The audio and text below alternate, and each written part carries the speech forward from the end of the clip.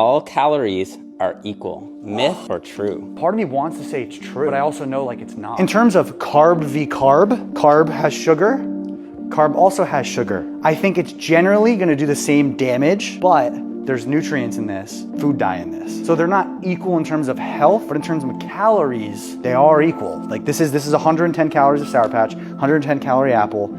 It is equal. When it comes to weight loss, they would actually be the same. Your body responds to calories in versus calories out. If you eat in a caloric deficit, you will lose weight. But the problem is, you're so much more likely to overeat on this. Practical good takeaway from this is if you eat a little junk food, as long as it fits within your caloric targets for the day, it's okay. So I agree and disagree with Jeff here. What he's saying about calories in, calories out is 100% true. McDonald's, Twinkies, whatever it is, you can lose weight eating those foods if you are in a caloric deficit. And yes, this has been studied. There was a dude who just ate Twinkies and lost weight. The reality is with that processed food, your body is complex. You have your immune function, your gut function, your endocrine or hormone function, your brain health. Like your body literally uses nutrients to create neurotransmitters. Dopamine, serotonin are also involved in what you eat. So what happens to so many people is they say, okay, I'm just gonna get into this calorie deficit and I'm gonna do it using some junk food. And then what happens? Yes, they are able to be in that calorie deficit if they track, but now maybe their gut gets a little inflamed from some of the artificial preservatives and gums in there. And their immune system gets a little activated from some of those preservatives. Next thing they know, what we talked about just adds up and maybe they get sick. Maybe all that corn syrup is feeding candida bacteria in their gut, causing them to crave even more sugar. They end up going back into a calorie surplus